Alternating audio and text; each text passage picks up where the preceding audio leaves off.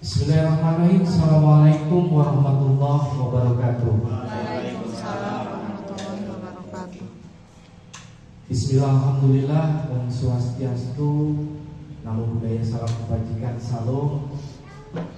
Bapak Ibu, Buddha SMP Satu Maninis yang kami hormati, kebetulan Bapak Kepala Sekolah hari ini sedang ada acara di Dinas Kesehatan, jadi diwakilkan kepada Wakil Kepala Sekolah Kurikulum. Ya, perlu Bapak ketahui, dalam program Guru Penggerak Angkatan 11 ini saya akan menyampaikan tentang diseminasi budaya positif. Ya, ini merupakan pengembangan dari modul 1.4 bagi calon guru penggerak.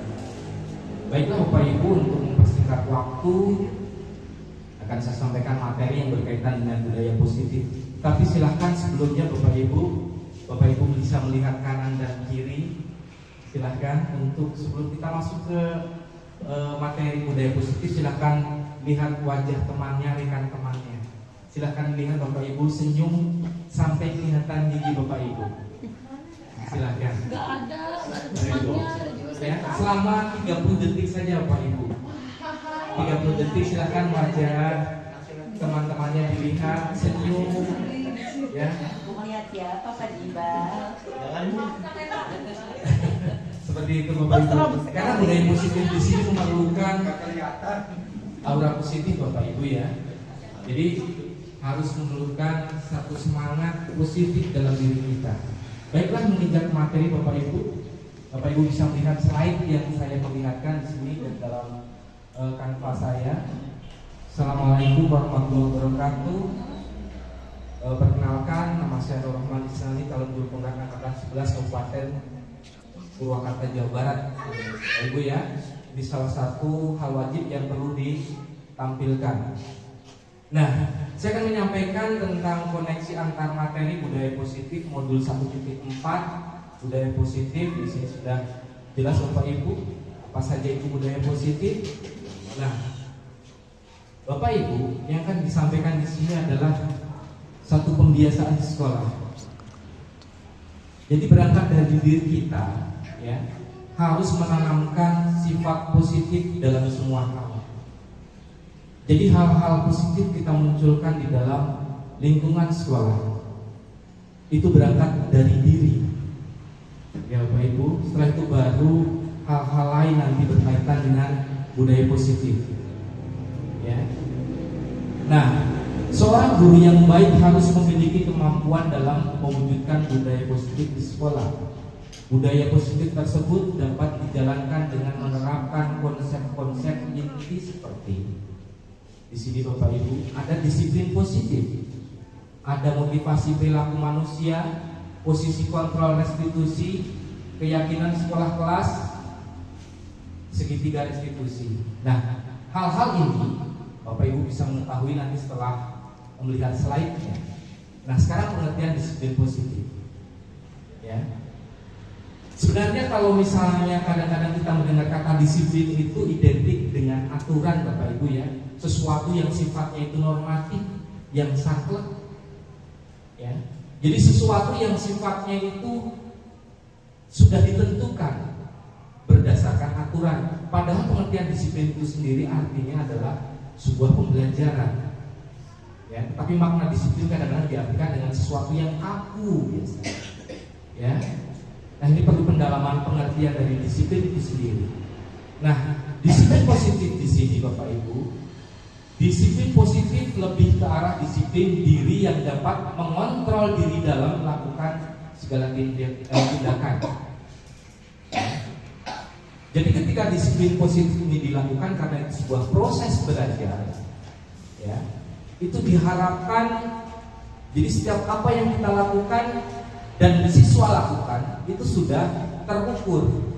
Jadi mereka sudah bisa mempertimbangkan sebuah arti nilai di sana, efeknya bagaimana, akibatnya bagaimana, itu diharapkan mereka sudah bisa mempertimbangkan. Jadi ketika melakukan sesuatu, mereka itu sudah memiliki ya persiapan untuk menghadapi hal selanjutnya yang akan muncul. Ya, seperti ketika kita minum obat kan Bapak Ibu ya, kadang-kadang efek di sana disertakan. Ya, kadang-kadang minum obat ini efeknya setelah itu ngantuk, seperti itu kan ada ya Bapak Ibu ya. Dalam disiplin positif ini diharapkan siswa itu mengetahui ketika melakukan sesuatu itu sudah mengetahui akibat yang akan ditimbulkan dari perilaku itu. Ya, dari pengertian disiplin positif. Yang berikutnya, nah, disiplin positif diri dapat membuat murid-murid memahami dan menyadari berdasarkan motivasi internal, bukan akibat paksaan, ujian ataupun hukuman. Ya. Jadi disiplin positif yang dilakukan siswa ini diharapkan bukan dasarnya berdasarkan ujian atau hukuman. Ya. Karena sebenarnya ujian itu, Bapak Ibu di kelas sering melakukan ujian nggak ke putra putrinya? Sering ya. Kadang-kadang ketika siswa yang sudah potong rambutnya sering kita puji dengan ganteng, kasep, ya, itu berupa pujian. Dan ketika kadang-kadang siswa melakukan sesuatu, kadang-kadang kita mengadakan hukuman. Kadang-kadang hukuman itu kaitannya dengan suatu hal yang sifatnya itu adalah fisik, ya. Nah, jadi disiplin yang ditimbulkan itu bukan berdasarkan pujian atau hukuman, ya. Setelah disiplin positif ini tertanam pada diri siswa. Sekarang motivasi perilaku manusia.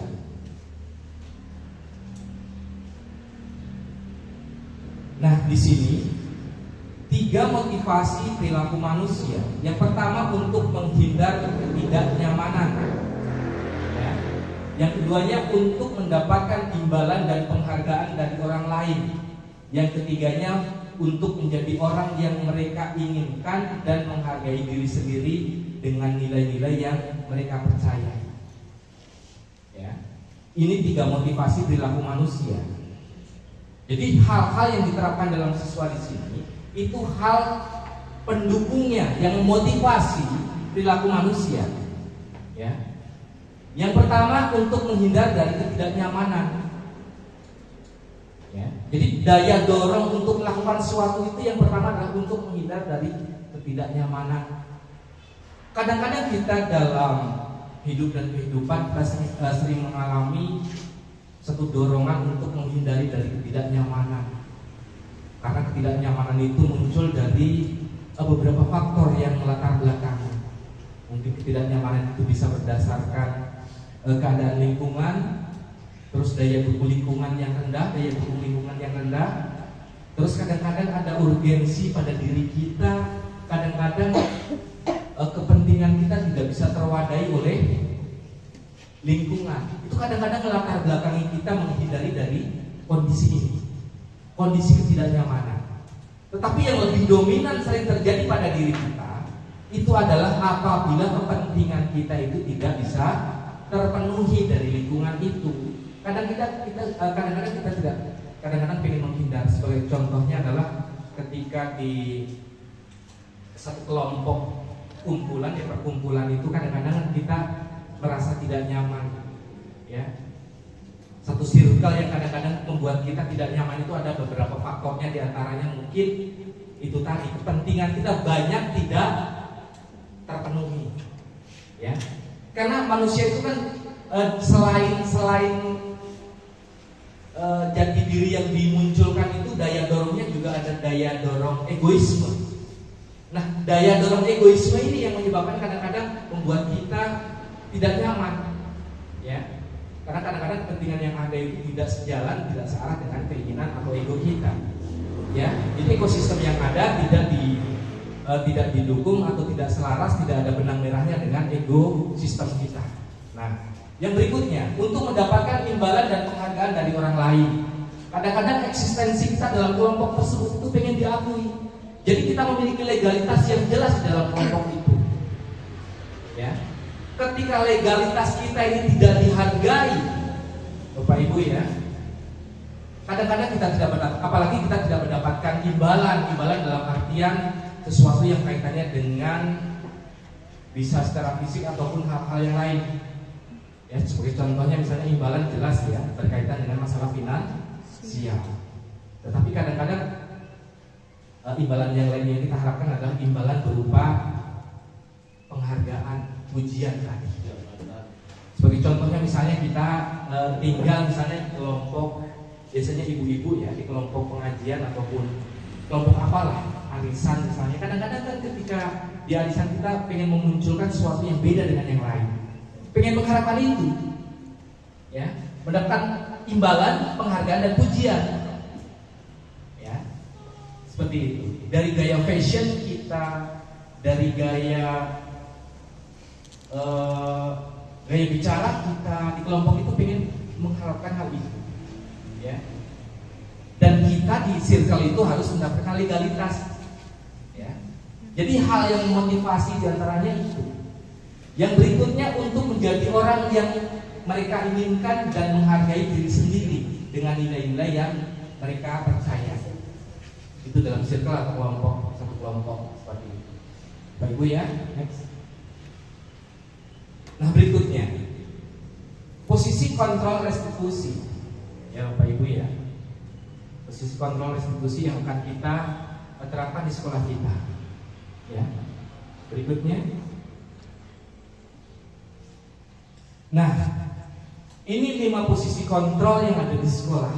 Yang pertama adalah guru sebagai penghukum, ya, guru sebagai pembuat merasa bersalah, ya. Tetapi di setelah itu baru dinasehati, ya. Jadi siswa tidak merasa tertekan, tidak turun mental, karena sudah menyampaikan alasannya. Itu ya, posisi guru sebagai pembuat merasa bersalah, guru sebagai teman. Ya jelas ya, jadi guru memposisikan diri sebagai temannya. Itu Bapak Ibu ya. Yang berikutnya adalah guru sebagai pemantau dari setiap tindakan yang dilakukan oleh siswa. Nah, diutamakan yang harus dilakukan oleh guru itu adalah guru sebagai manajer sekolah. Ya. Jadi proses dari 5 posisi alat kontrol di sini, itu posisi yang utama adalah posisi guru sebagai manajer. Jadi ikut menjadi teman dia, ikut menjadi pemantau dia, terus merasa guru sebagai pembuat merasa bersalah juga iya, ya. Tidak identik dengan guru sebagai penghukum, karena biasanya kalau guru sebagai penghukum itu di mata guru siswa itu selalu salah, gitu. Nah, posisi kontrol restitusi, di antara posisi kontrol tersebut sebaiknya seorang guru menggunakan posisi kontrol sebagai manajer, ya Bapak Ibu ya. Jadi sudah melakukan 4 posisi kontrol sebelumnya, seperti itu. Yang berikutnya Bapak Ibu. Nah sekarang posisi kontrol restitusi. Sebagai manajer, guru dapat berbuat sesuatu bersama murid, mempersilahkan murid bertanggung jawab dan mendukung murid agar dapat menemukan solusi. Jadi ketika siswa melakukan kesalahan, ya, sebagai contohnya seperti ini. Siswa yang datang terlambat ke sekolah, setelah itu kita panggil, Bapak Ibu ya, kita melakukan restitusi pada siswa. Kita menjelaskan dulu kenapa siswa itu dipanggil. Setelah itu digali apa masalah penyebabnya. Setelah itu bersama siswa mencari solusi. Contoh, misalnya siswa yang kesiangan dengan alasan bangun siang. Ya. Kita sebagai seorang guru menjadi manajer di sini harus mampu mencarikan solusi bersama siswa. Nah sekarang bagaimana agar kamu tidak bangun kesiangan? Dengan menggunakan handphone, detail baker, ya. Setelah itu siswa ditanya, kamu punya handphone? Punya. Setelah itu disetel di baker agar tidak kesiangan. Itu ya, Bapak Ibu ya. Sebelum berikutnya next. Ini ya posisi kontrol restitusinya. Selain itu posisi manajer mengacu pada restitusi yang dapat menjadikan murid sebagai manajer bagi dirinya sendiri, sehingga tercipta identitas positif pada diri murid. Ya Pak Ibu ya. Yang berikutnya, ini keyakinan kelas. Bapak Ibu pernah membuat keyakinan kelas? bersama siswa, kesepakatan di kelas sudah? Sudah. Di antaranya apa contohnya? Eh, Contoh kesepakatan kelas. Kehadiran. Aturan-aturan yang ada, contohnya siswa harus hadir tepat Waktu. Keduanya tidak boleh makan ketika jam pelajaran. Terus apa lagi Bapak Ibu? Tidak boleh membawa HP. Tidak boleh membawa handphone. Terus apa lagi Bapak Ibu?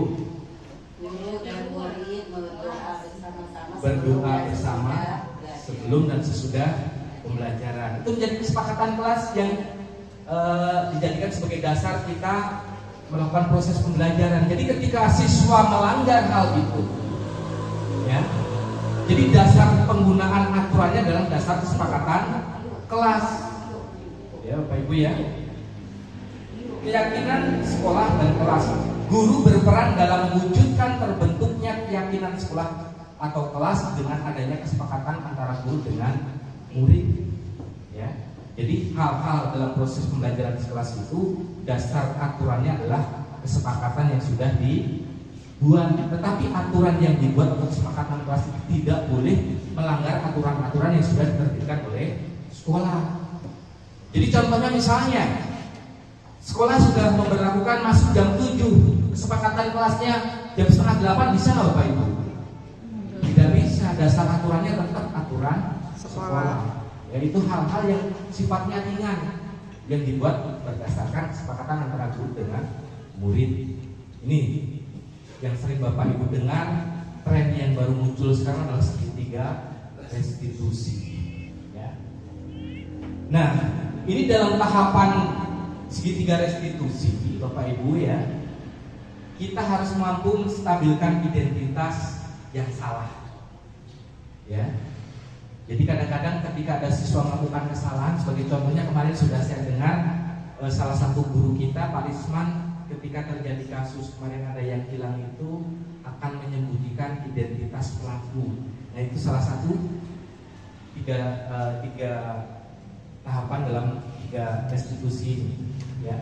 Silent, jangan sampai ada orang yang lain tahu. Jadi ketika kita mendapatkan informasi tentang satu pelanggaran, kita harus melindungi anak yang melaporkan. Itu Bapak Ibu ya, sebagai seorang manajer yang bijak, ya, ketika ada informasi yang masuk pada diri kita, kita benar-benar harus menjaga identitas dari si pelapor. Ya. Gitu. Dalam segitiga restitusi yang berikutnya adalah validasi tindakan yang salah. Ya, tadi sudah saya sampaikan, seandainya Bapak, seandainya Ibu dalam posisi kamu, Bapak Ibu pun akan melakukan hal tersebut untuk memancing dan menstabilkan emosi anak. Tuh Bapak Ibu ya. Yang berikutnya adalah menanyakan keyakinan. Tadi yang sudah disepakati tadi, ini melanggar aturan atau tidak, itu harus ditanyakan. Takut siswanya tersebut belum paham terhadap keyakinan kelas itu. Kita sudah marah-marah dari depan misalnya, ya. Sedangkan aturannya tidak tahu. Sebagai contoh misalnya ini Bapak Ibu, ketika naik motor wajib memakai apa? Helm. Wajib memakai Helm. Si pemakai itu harus tahu fungsi dari helm. Nah, saya ingin tanya sekarang, kira-kira fungsi helm untuk apa? Coba, Bu Ulfa, fungsi helm kira-kira untuk apa? Melindungi kepala dari cedera. Posisi yang lain, menghindari tilang ya. Terus Supaya nggak panas. Terus supaya tidak masuk angin. Terus tidak kehujanan. Terus Iya, itu fungsi dari helm. Jadi ketika kita memarahi orang yang tidak menggunakan helm pada saat naik motor, sedangkan yang naik motor itu tidak tahu fungsi dari helm, itu sama saja bohong. Jadi tidak mengetahui kesepakatan kelas tadi, kita nyarikan anak, memarahi anak, sedangkan anak tidak paham terhadap keyakinan kelas yang sudah disepakati oleh guru dan siswa.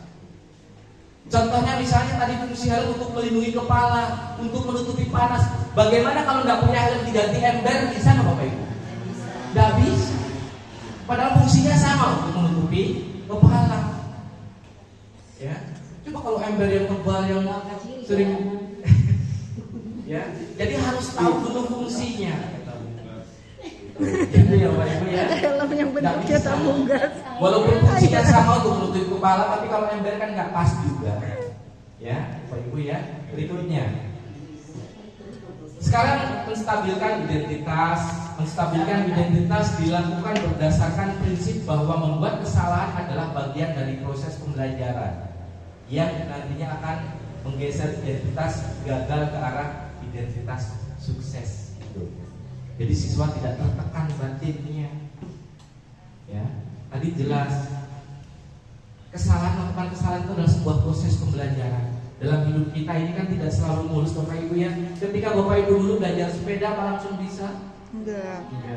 Dulu kan 1 kayu jatuh, 2 kayu jatuh, 3 kayu jatuh. Nabrak. Jadi setelah bisa jatuh itu tidak aneh lagi. Tapi kalau ujuk-ujuk langsung bisa didorong langsung melenyap bisa. Ya. Sekali jatuh ripuh. Seperti hidup ini Bapak Ibu ya, kalau banyak cobaan dalam hidup jadi biasa. Saya mari memang biasa. Ya. Tapi kalau hidupnya senang terus nggak pernah ripuh, sekali ripuh meninggal dunia saya ini. Gitu Bapak Ibu ya, kena masalah ripuh, cerik kita 7 hari 7 malam. Tapi kalau sudah terbiasa ripuh mah kena masalah mah santai-santai saja gitu kan. Ya. Yang berikutnya Bapak Ibu, validasi tindakan yang salah. Validasi tindakan yang salah dilakukan berdasarkan prinsip bahwa setiap perilaku berupaya untuk memenuhi suatu kebutuhan tertentu, sehingga guru atau orang tua akan bergeser dari pemikiran stimulus respon menjadi proaktif, serta akan lebih mengenali dan mengakui kebutuhan murid atau siswa atau anak. Itu Bapak Ibu yang memvalidasi tindakan yang salah. Ya, jadi guru itu berupaya untuk dengan tujuan untuk memenuhi kebutuhan. Ya. Jadi dasar tadi kan sudah jelas, dasar melakukan suatu tindakan itu karena ada beberapa tuntutan tadi, di antaranya adalah memenuhi kebutuhan. Ya. Jadi siswa ketika melakukan kesalahan mungkin ada eksistensi yang ingin dimunculkan, ya, atau penyebab melakukan hal itu dasarnya pasti ada. Alasannya apa? Kita gali. Itu Bapak Ibu ya. Itu dalam validasi kesalahan. Jadi tidak boleh mengecap kamu salah. Sedangkan seorang guru tidak pengen tahu alasan siswa melakukan hal itu, harus tahu. Itu digali dulu. Jangan salah langsung divonis kamu salah. Ya, itu tidak bisa. Ya. Yang berikutnya adalah menanyakan keyakinan kelas. Tadi sudah saya sampaikan, menanyakan keyakinan kelas dilakukan dengan memberi pertanyaan-pertanyaan yang bermakna kepada murid atau anak untuk memunculkan motivasi secara intrinsik sehingga mampu mengkaitkan keyakinannya dengan tindakan yang salah. Sudah saya sebelum di depan.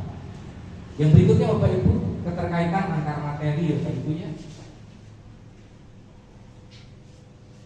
Nah, sekarang budaya positif ini muncul, ya, itu dasarnya adalah filosofi dari pemikiran Ki Hajar Dewantara. Yang berikutnya adalah nilai dan peran guru penggerak, visi dan misi guru penggerak, Bapak Ibu ya, itu dasarnya. Sekarang budaya positif menurut filosofi Ki Hajar Dewantara. Dengan menjalankan budaya positif di sekolah, maka akan mempermudah dalam tercapainya tujuan pendidikan nasional sesuai dengan filosofi Ki Hajar Dewantara, yaitu pendidikan yang berpihak pada murid, bersifat menuntun. Kemarin sudah saya sampaikan ketika membahas visi dan misi. Jadi konsep pendidikan menurut Ki Hajar Dewantara itu guru itu ibaratkan menjadi seorang petani. Ya, jadi guru itu hanya menyiapkan lahannya saja. Jadi tidak bisa merubah jenis tanaman yang akan ditanam. Guru itu hanya menyiapkan lahan, bagaimana lahan yang subur agar benih yang dibawa oleh siswa itu bisa tumbuh subur. Jadi padi ya padi, jagung ya jagung. Seperti itu. Kita tidak bisa merubah dasar dari jenis benih tersebut. Jadi kalau jagung dirubah jadi padi, padi dirubah jadi jagung, itu bukan ranah kita. Itu sudah anugerah dari Tuhan. Nah, sekarang yang berikutnya, budaya positif nilai guru penggerak. Salah satu perubahan yang diinginkan sesuai dengan visi guru penggerak adalah terbentuknya budaya positif agar terciptanya sekolah yang nyaman, aman, berpihak pada murid sesuai filosofi Ki-Hajar Dewantara dan profil pelajar Pancasila. Itu dasarnya. Ini visi guru penggerak secara umum ya, ini sesuai dengan aturan kementerian. Jadi menciptakan sekolah yang aman dan nyaman bagi siswa. Ya. Yang berikutnya Bapak Ibu, refleksinya. Jadi Bapak Ibu sekarang untuk menjadi seorang guru zaman now itu jangan alergi dengan kata refleksi, elaborasi, terus inovatif, kreatif seperti itu. Ya. Sejauh mana pemahaman Anda tentang konsep-konsep inti yang telah Anda pelajari di modul ini? Adakah hal-hal yang menarik untuk Anda di luar dugaan Anda? Sekarang hal menarik. Adapun hal yang menarik bagi saya di luar dugaan adalah adanya keterkaitan langsung antara budaya positif dengan peningkatan kesejahteraan mental, emosional, dan perubahan sikap murid. Gitu. Ya, Bapak Ibu ya, terkaitan hal menarik di luar dugaannya. Yang berikutnya, perubahan apa yang terjadi cara berpikir Anda dalam menciptakan budaya positif di kelas maupun di sekolah Anda setelah mempelajari modul ini. Perubahannya, adapun perubahan yang terjadi adalah saya menyadari bahwa posisi kontrol yang biasanya saya lakukan dalam menangani masalah murid selama ini kurang tepat. Seharusnya saya berperan sebagai manajer. Ya, kadang-kadang sebelum kita mengetahui tentang budaya positif ini, kadang-kadang posisi kita adalah sebagai penghukum di sekolah ini. Ya, tadi kelemahan dari posisi sebagai penghukum itu selalu menganggap diri anak itu salah. Ya. Tanpa menggali alasan dan sebagainya. Tetapi ketika sudah mempelajari budaya positif ini, posisi kita adalah sebagai manajer, mempelajari masalah, memvalidasi masalah, dan mencari penyebabnya, dan mencari solusi dengan dasar keyakinan kelas. Pengalaman seperti apakah yang pernah Anda alami terkait penerapan konsep-konsep inti dalam modul budaya positif baik di lingkungan kelas maupun sekolah Anda? Pengalaman saya menangani siswa yang terlambat datang ke sekolah menggunakan langkah-langkah dalam segitiga restitusi, yaitu menstabilkan identitas, validasi tindakan yang salah, dan menanyakan keyakinan. Nanti akan saya kasih contoh sebuah video yang kemarin sebagai tugas di modul ini. Bagaimana perasaan Anda ketika mengalami hal-hal tersebut? Perasaan saya merasa senang karena dapat menerapkan segitiga restitusi dalam menangani sebuah persoalan dan menjadikan murid mampu belajar dari kesalahan yang diperbuat. Itu pengalamannya. Menurut Anda terkait pengalaman dalam menerapkan konsep-konsep tersebut, hal apa sajakah yang sudah baik? Adakah yang perlu diperbaiki?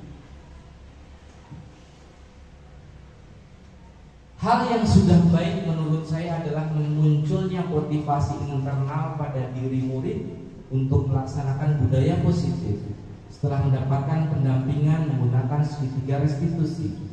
Dan yang harus diperbaiki adalah saya harus selalu memposisikan diri saya sebagai manajer dalam menangani persoalan.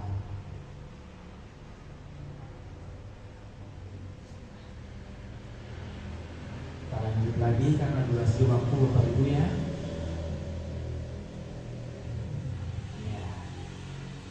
Sebelum mempelajari modul ini, ketika berinteraksi dengan murid berdasarkan 5 posisi kontrol, posisi manakah yang paling sering Anda pakai dan bagaimana perasaan Anda saat itu setelah mempelajari modul ini? Posisi apa yang Anda pakai dan bagaimana perasaan Anda sekarang? Apa perbedaannya? Kalau kemarin mungkin kita sering menggunakan posisi sebagai penghukum, tapi dituntut sekarang menjadi seorang manajer. Bapak Ibu ya, ini bisa Bapak Ibu baca ya.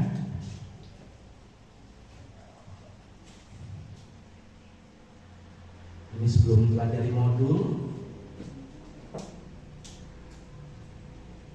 yang pernah saya lakukan itu nanti bisa Bapak Ibu lihat.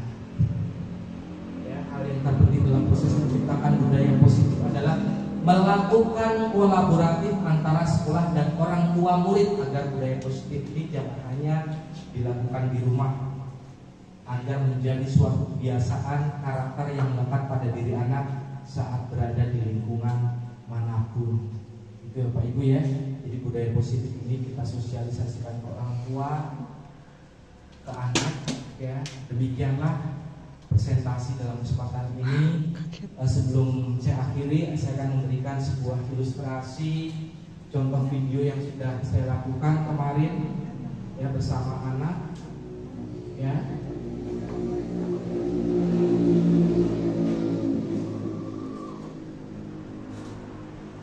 Jadi Bapak Ibu bisa melihat. Bagi Bapak Ibu yang mau bertanya bisa menghubungi di WhatsApp kami di 085 603 407 808 ya.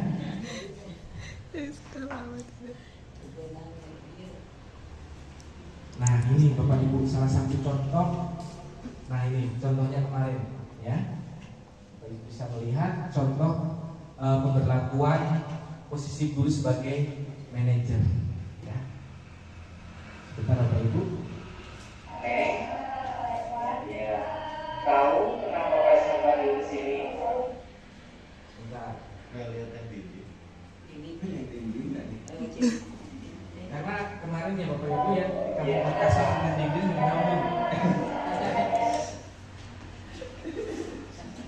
sudah ya.